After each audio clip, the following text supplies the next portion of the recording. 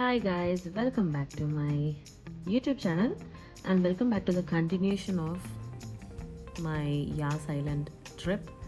So this is part 2. Hope you guys have watched part 1 video. If not, please do check out my channel.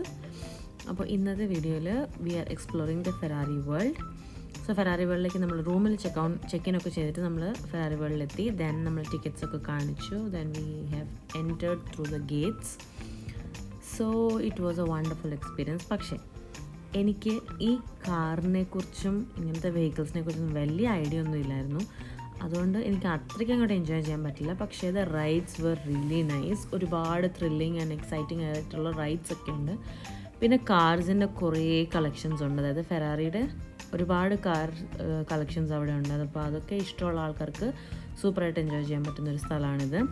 ഇവിടെ കുറേ exciting ആയിട്ടുള്ള റൈഡ്സും thrilling ആയിട്ടുള്ള റൈഡ്സും കിഡ്സിനും വലിയവർക്കും എല്ലാവർക്കും ഉണ്ട്. അപ്പോൾ എല്ലാവർക്കും ഈക്വലി എൻജോയ് ചെയ്യാൻ പറ്റിയൊരു പ്ലേസാണ്. എസ്പെഷ്യലി ബോയ്സിന് ഇത് ഭയങ്കരമായിട്ട് ഇഷ്ടപ്പെടുന്ന ഒരു സ്ഥലമായിരിക്കും. കാരണം അവർക്ക് ഏറ്റവും എക്സ്പ്ലോർ ചെയ്യാൻ പറ്റിയൊരു ഏരിയയാണ് ഈ കാർസും റേസിംഗ് കാർസും സംഭവങ്ങളും ഒക്കെ.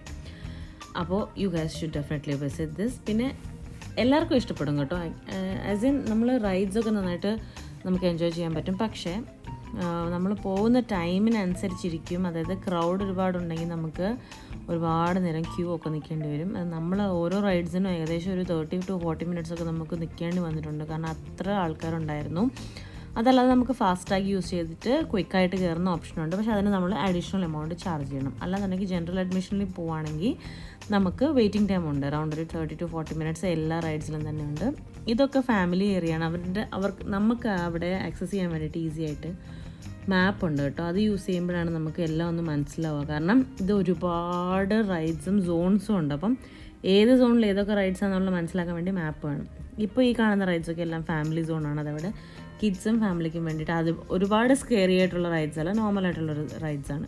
പിന്നെ ഈ കാണുന്നതൊക്കെ ഫെറാറിയുടെ ഒരുപാട് കാർ കളക്ഷൻസ് അവിടെയുണ്ട്. എല്ലാം നല്ല ക്യൂട്ട് ആൻഡ് നല്ല അടിപൊളിയായിട്ട്. എനിക്ക് അതിനെക്കുറിച്ച് അധികം പറയാറില്ല, അതുകൊണ്ട് ഞാനൊന്നും പറയുന്നില്ല. പിന്നെ മർച്ചൻഡൈസ് മേടിക്കേണ്ടവർക്ക് അതിനും ഷോപ്സ് ഉണ്ട്. ഇത് നമ്മൾ കഷ്ടപ്പെട്ട് മല കയറി ഒരു റൈഡ് എടുക്കാൻ വേണ്ടിയിട്ട്. പക്ഷേ എന്ത് ചെയ്താൽ നമുക്കതിൽ ടൈം, പിന്നെ സാറ്റർഡേയും കൂടെ ആയിരുന്നു. അപ്പോൾ 6 o'clock ക്ലോസ് ചെയ്യും. നമ്മൾ ചെന്ന് കഴിഞ്ഞപ്പോഴാണ് മനസ്സിലാകുന്നത് ഒരുപാട് ആൾക്കാർ ക്യൂവിന് വെയിറ്റ് ചെയ്യുന്നുണ്ട്. അറൗണ്ട് ഒരു 1 hour എങ്കിലും എടുക്കും. ആ ടൈം കൊണ്ട് ഇത് ക്ലോസ് ആവും. അപ്പോൾ പിന്നെ നമ്മളത് കയറിയില്ല. അതൊരു അടിപൊളിയായിട്ടുള്ളൊരു റൈഡായിരുന്നു. അതൊക്കെ വലിയവർക്ക് പറ്റിയ റൈഡ്സാണ്. പിന്നെ അവിടെ ഇതുപോലെ ചെറിയ ചെറിയ ഗെയിംസ് ഒക്കെ ഉണ്ട്. അതായത് ഇത്ര ടൈമിൽ ആരാണ് ഫിക്സ് ചെയ്യുക, അങ്ങനത്തെ കുറേ പരിപാടികളൊക്കെ ഉണ്ട്. പിന്നെ ഇത് വേറൊരു കളക്ഷൻ. ഞാൻ പറഞ്ഞില്ലേ, ഒരുപാട് കാർസിൻ്റെ മോഡൽസ് അവിടെ വെച്ചിട്ടുണ്ട്. നമുക്ക് ഫോട്ടോ ഒക്കെ എടുക്കാം. പിന്നെ ഇതാണ് അവിടുത്തെ ഏറ്റവും നല്ല അടിപൊളിയായിട്ടുള്ളൊരു റൈഡ്. ഇതിൻ്റെ പേര് ഞാൻ മറന്നു കേട്ടോ. ഇത് ഭയങ്കര സ്പീഡിൽ പോകുന്നൊരു റൈഡാണിത്. ഇതിലും നമ്മൾ കയറിയില്ല. കാരണം ഇതും ഒരുപാട് വെയിറ്റിംഗ് ടൈം ഉണ്ടായിരുന്നു. പിന്നെ നമുക്ക് ഇതിൽ കയറാൻ നിന്നാൽ പിന്നെ ഒരു 1 hour ഒക്കെ പോകും. പിന്നെ എനിക്കിത് കുറച്ച് പേടിയുണ്ടായിരുന്നു. കാരണം നല്ല അത്യാവശ്യം സ്പീഡിലാണ് ഇത് പോകുന്നത്. അതുകൊണ്ട് ഞാൻ പറഞ്ഞു എനിക്ക് വരാൻ പറ്റില്ല. അതുകൊണ്ട് ഞാനിതിൽ കയറില്ല. കാരണം ഭയങ്കര സ്കെയറിയാണിത്. ശരിക്കും ഒരുപാട് സ്പീഡിലാണ് പോകുന്നതും വരുന്നതും എല്ലാം ഒരേപോലെ. അത്ര സ്പീഡിലാണ് പോകുന്നത്. എനിക്ക് കുറച്ച് പേടിയാണ് ഇതുപോലുള്ള ഹൈറ്റ്സിൻ്റെ സംഭവങ്ങളൊക്കെ. പിന്നെ കിഡ്സിന് ഒരുപാട് എൻജോയ് ചെയ്യാൻ വേണ്ടി ഇതുപോലത്തെ കുറേ ചെറിയ ഏരിയ ഒക്കെ ഒരു സെറ്റപ്പ് ചെയ്തിട്ട് നമുക്കൊരു കാറൊക്കെ ഡ്രൈവ് ചെയ്ത് അതിനകത്തോടെ എക്സ്പ്ലോർ ചെയ്ത് നടക്കാം. അങ്ങനത്തെ ഒരു ഓപ്ഷനും ഉണ്ട്. അപ്പം മൊത്തത്തിൽ 1 day നമുക്ക് ഫുള്ള് വേണം ഇത് ഫുൾ എക്സ്പ്ലോർ ചെയ്യാൻ വേണ്ടി. പിന്നെ ഇതൊരു എക്സിബിഷൻ പോലെ ഇതിനകത്ത് എല്ലാ റേസിംഗ് കാർസും വെച്ചിട്ടുണ്ടായിരുന്നു. അതായിരുന്നു അത്. പിന്നെ ഇത് വേറൊരു കാറ്. അങ്ങനെ എല്ലാ തരത്തിലുള്ള നിങ്ങൾക്ക് ഇതിനെപ്പറ്റി നല്ല ഐഡിയ ഉണ്ടെന്നുണ്ടെങ്കിൽ അവിടെ ചെല്ലുമ്പോൾ നന്നായിട്ട് നിങ്ങൾക്ക് എൻജോയ് ചെയ്യാൻ പറ്റും. ഇല്ലാന്നുണ്ടെങ്കിൽ നമുക്ക് ജസ്റ്റ് കണ്ടുവരാം, പിന്നെ റൈഡ്സിലൊക്കെ കയറാം. അങ്ങനെയാണ് ഫെറാറി വേൾഡ്.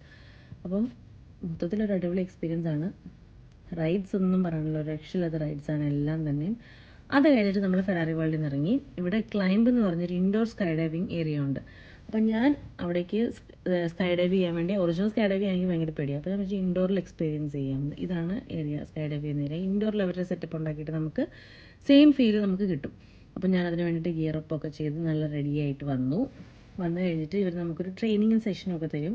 അപ്പം അതെടുക്കാൻ വേണ്ടിയിട്ട് ഞാൻ പോകുന്നതാണ് ഇപ്പോൾ നിങ്ങൾ കാണുന്നത്. അപ്പം ഇൻസ്ട്രക്ടർ വരും, അവർ വന്നിട്ട് കാണിച്ചു തരും ഒരു ഡെമോ വീഡിയോ ഒക്കെ. പിന്നെ സേഫ്റ്റി ഇൻസ്ട്രക്ഷൻസൊക്കെ അവർ പറഞ്ഞു തരും. അപ്പോൾ ഇതാണ് ഇൻസ്ട്രക്ടർ. അവർ വന്നിട്ട് നമ്മൾ എന്തൊക്കെയാണ് ചെയ്യേണ്ടത് അവിടെ ബാലൻസ് ചെയ്ത് നിൽക്കാൻ വേണ്ടി അതൊക്കെ അവർ പറഞ്ഞു തന്നു. പക്ഷേ ഇതിലൊരു ട്വിസ്റ്റ് ഉണ്ടായി ഗൈസ്. ഞാൻ ഒട്ടും പ്രതീക്ഷിക്കാത്തൊരു ട്വിസ്റ്റായിരുന്നു അത്. എന്താണെന്ന് വെച്ചാൽ വലിയ കാര്യത്തിൽ ഞാൻ എല്ലാ ഇൻസ്ട്രക്ഷൻസും ഒക്കെ എടുത്തു കഴിഞ്ഞിട്ട് കയറുന്നതിന് തൊട്ട് മുമ്പ് ആ പുള്ളിക്കാരി എൻ്റെ അടുത്ത് ചോദിച്ചു എന്തെങ്കിലും ഇഞ്ചുറീസ് ഉണ്ടായിട്ടുണ്ടോ എന്ന് ചോദിച്ചു.